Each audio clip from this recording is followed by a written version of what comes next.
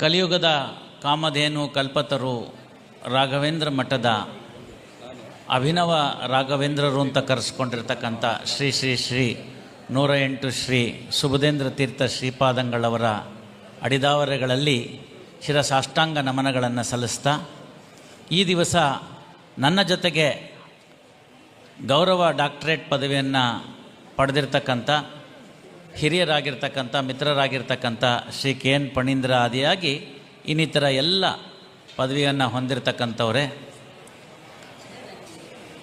ಈ ಒಂದು ಯೋಗ ಮತ್ತು ಸಂಸ್ಕೃತಂ ಯೂನಿವರ್ಸಿಟಿ ಫ್ಲೋರಿಡಾ ಅದರ ವೈಸ್ ಚಾನ್ಸಲ್ ಹಾಗೂ ಅವರ ಎಲ್ಲ ಸಿಬ್ಬಂದಿ ವರ್ಗದವರೇ, ವೇದಿಕೆ ಮುಂಭಾಗದಲ್ಲಿ ಆಸೀನರಾಗಿರ್ತಕ್ಕಂಥ ಎಲ್ಲ ರಾಯರ ಭಕ್ತರೇ, ಸಮಯ ನನ್ನ ಕೈಯಲ್ಲಿಲ್ಲ ಇವತ್ತು. ಇಲ್ಲದಿದ್ದರೆ ಬಹಳಷ್ಟು ವಿಚಾರಗಳನ್ನ ಹಂಚಿಕೊಳ್ಳೋದಂಥದ್ದಿತ್ತು. ತಾವೆಲ್ಲ ಕೇಳಿದಿರಿ. ನಮಗೆ ವಹಿಸಿಕೊಟ್ಟಂತಹ ಇವತ್ತು ಒಂದು ಪ್ರಮಾಣ ಏನಿತ್ತು ಅಂತಂದರೆ, ಓತ್ ಅನ್ನೋದೇನಿತ್ತು ಅಂತಂದರೆ, ಯೋಗವನ್ನು ಭಗವದ್ಗೀತೆಯನ್ನು ನಾವು ಎತ್ತಿ ಹಿಡಿತೀವಿ ಅಂತಕ್ಕಂಥ ಒಂದು ವಿಚಾರವನ್ನು. ಅಲ್ಲಿ ಭಗವದ್ಗೀತೆಯಲ್ಲೇ ತಾವು ನೋಡಿದ್ದೀರಿ, ಹಲವಾರು ಯೋಗಗಳನ್ನ ಹೇಳಿದ್ದಾರೆ. ಅಷ್ಟಾಂಗ ಯೋಗಗಳು ಫಿಸಿಕಲಿ ಅಂತಾಯಿತು ಅಂತಂದರೆ, ಭಗವದ್ಗೀತೆಯಲ್ಲಿ ಸಂಬಂಧಪಟ್ಟಿರ್ತಕ್ಕಂಥ ಯೋಗದ ವಿಚಾರಗಳೇ ಹಲವಾರುಗಳು. ಕರ್ಮಯೋಗ ಇರಬಹುದು ಅಂತ. ಅದರಲ್ಲಿ ಬಹಳ ಮುಖ್ಯವಾಗಿ ಇವತ್ತು ಬೇಕಾಗಿರ್ತಕ್ಕಂಥದ್ದು ಧರ್ಮಯೋಗ ಮತ್ತು ಕರ್ಮಯೋಗ. ಧರ್ಮಯೋಗ ಏನು ನಮಗೆ ಹೊರತಾದಂಥದ್ದಲ್ಲ. ಸುಪ್ರೀಂ ಕೋರ್ಟ್ನ ಜಜ್ಮೆಂಟಲ್ಲೇ ಕೂಡ ಅದನ್ನು ಸ್ಪಷ್ಟವಾಗಿ ಹೇಳಲ್ಪಟ್ಟಿದೆ. Dikshitulu versus state of Andhra Pradesh ಅಂತಕ್ಕಂಥ ಒಂದು ಸುಪ್ರೀಂ ಕೋರ್ಟಿನ ಜಜ್ಮೆಂಟಲ್ಲಿ ಧರ್ಮ ಅಂದರೆ ಏನು ಅಂತ ಹೇಳುವಂಥ ಸಂದರ್ಭದಲ್ಲಿ ಧಾರಯೇ ತಿಥಿ ಧರ್ಮ ಅನ್ನೋದನ್ನು ಭಾಗವನ್ನು ತೆಗೆದುಕೊಟ್ಟ ಅವರು ಅದನ್ನು ಸಸ್ಟೈನೆನ್ಸ್ ಆಫ್ ದಿ ಸೊಸೈಟಿ ಅಂತ ಹೇಳಿದ್ದಾರೆ. ಧರ್ಮ ಯಾವುದು ಅಂತ ಹೇಳಿದ್ರೆ ಸಸ್ಟೈನೆನ್ಸ್ ಆಫ್ ದಿ ಸೊಸೈಟಿ ಅಂತ ಹೇಳ್ತಾರೆ. ಅಂದರೆ ಸಮಾಜವನ್ನು ಕಟ್ಟಿಡ್ತಕ್ಕಂಥದ್ದು, ಎತ್ತಿ ಇಡತಕ್ಕಂಥದ್ದು ಆಗಿರಬೇಕು ಅಂತ. Well being of the society ಅಂತ ನೆಕ್ಸ್ಟ್ ಪಾಯಿಂಟು. ಅದಾದಮೇಲೆ ಶಾಂತಿ ಮತ್ತು ಸುವ್ಯವಸ್ಥೆ ಇವುಗಳನ್ನ ಕಾಪಾಡ್ಕೊಂಡು ಹೋಗ್ತಕ್ಕಂಥದ್ದು. ಅದರ ವಿವರಣೆಗಳಿಗೆ ನಾನು ಹೋಗ್ತಾ ಇಲ್ಲ, ಸಮಯಾವಕಾಶ ಕಡಿಮೆ ಇರೋದರಿಂದ. ಆದ ಕಾರಣ ಧಾರಯೇ ತಿಥಿ ಧರ್ಮ ಅಂತ ಹೇಳಿರ್ತಕ್ಕಂಥದ್ದನ್ನು ನಾವು ಇಂಗ್ಲೀಷ್ ಟ್ರಾನ್ಸ್ಲೇಷನ್ ಮಾಡುವಾಗ ಧರ್ಮವನ್ನು ರಿಲಿಜಿಯನ್ ಅಂತ ಮಾಡ್ಕೊಂಬಿಟ್ವಿ. ಇದು ಮೊದಲನೇ ನಮ್ಮ ತೊಂದರೆ ಉಂಟಾಗಿದ್ದು. ಧರ್ಮ ಅನ್ನೋ ಪದಕ್ಕೆ ಪ್ರಪಂಚದ ಇನ್ಯಾವ ಭಾಷೆಯಲ್ಲೂ ಸಮಾನಾಂತರ ಪದ ಇಲ್ಲ.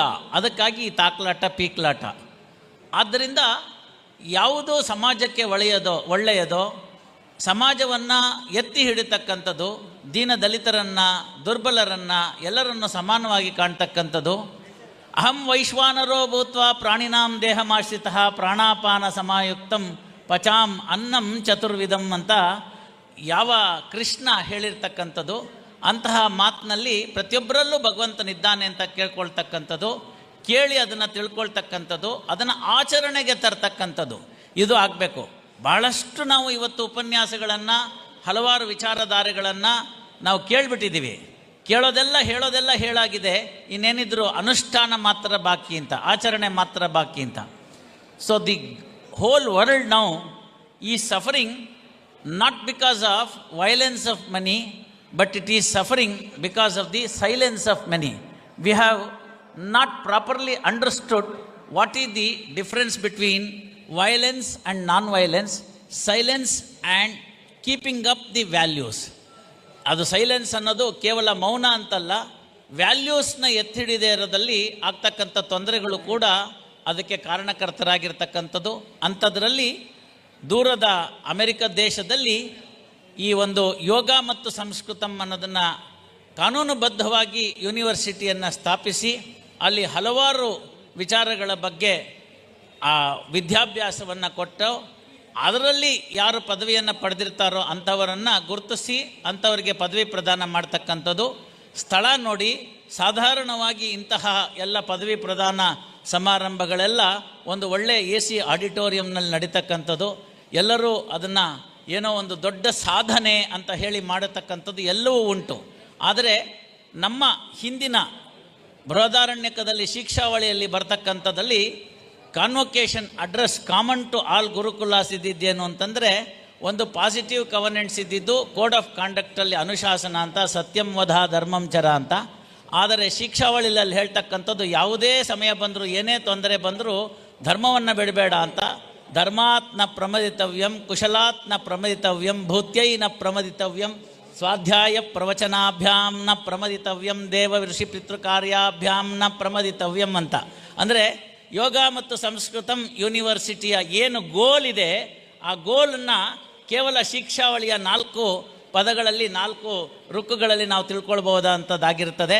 ಅದನ್ನು ತಿಳಿಸ್ಕೊಟ್ಟಿರ್ತಕ್ಕಂಥ ದೇಶ. Common convocation address to all ಅಂತ ಹೇಳಿ. ಹಾಗೆ ಈ ರಾಯರ ಸನ್ನಿಧಿಯಲ್ಲಿ ಇಂತಹ ಒಂದು ಈ ಅವಾರ್ಡ್ಗಳನ್ನ ಕೊಡ್ತಕ್ಕಂಥದ್ದಕ್ಕೆ ಆಯ್ಕೆ ಮಾಡಿರ್ತಕ್ಕಂಥ ಒಂದು ಸ್ಥಳ ಮತ್ತು ಪರಮ ಪಾವಿತ್ರವಾಗಿರ್ತಕ್ಕಂಥ ಸನ್ನಿಧಿ. ಈ ಸಂಜೆ ರಾಯರ ಒಂದು ಪಟ್ಟಾಭಿಷೇಕ ಮಹೋತ್ಸವದ ಸಪ್ತರಾತ್ರೋತ್ಸವದ ಸಂದರ್ಭದಲ್ಲಿ ಒಂದು ರಾತ್ರಿ ಅತ್ಯುತ್ತಮವಾಗಿ ನಿಮ್ಮೆಲ್ಲರನ್ನು ಕೂಡ ಒಂದು ಬೇರೆ ಲೋಕಕ್ಕೆ ಕರ್ಕೊಂಡು ಹೋಗಿದೆ ಅಂದರೆ ತಪ್ಪಾಗಲಾರ್ತಕ್ಕಂಥದ್ದು.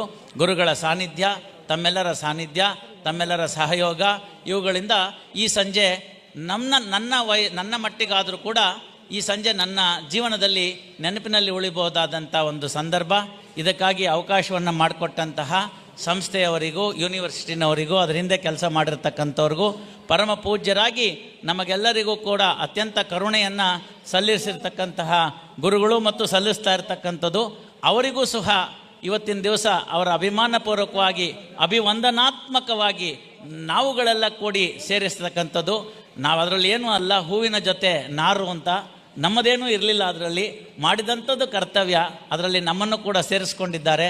ಆ ಪುಣ್ಯತಮವಾದ ಕಾರ್ಯದಲ್ಲಿ ನನ್ನನ್ನು ಭಾಗವಹಿಸಿಕೊಂಡು, ನನ್ನನ್ನು ಒಳಗೊಂಡಂತೆ ಹಿರಿಯ ಸಹೋದರರಾಗಿರ್ತಕ್ಕಂಥ ಪಣೀಂದ್ರ ಅವರನ್ನು ಒಳಗೊಂಡಂತೆ ಉಳಿದವ್ರನ್ನೆಲ್ಲರನ್ನೂ ಸೇರಿಸಿ ಈ ಪುಣ್ಯಕತಮವಾದ ಕಾರ್ಯದಲ್ಲಿ ನಮ್ಮನ್ನು ಸೇರಿಸ್ಕೊಂಡಿದ್ದಕ್ಕೆ ಕೃತಕೃತ್ಯರಾಗಿರ್ತೇವೆ. ಧನ್ಯವಾದ ಅನ್ನೋದು ಸಣ್ಣ ಪದ. ನಾವು ಆಜನ್ಮ ಋಣಿಗಳಾಗಿದ್ದೇವೆ. ಜಾಯಮಾನೋ ಭವತಿ ತ್ರೈಋಣಾಹ ಅಂತ ಹೇಳಿತ್ತು. ಅದರ ಜೊತೆಗೆ 4ನೇ ಋಣವನ್ನು ನಾನು ಎಲ್ಲ ಕಡೆ ಹೇಳಿದ್ದೇನೆ.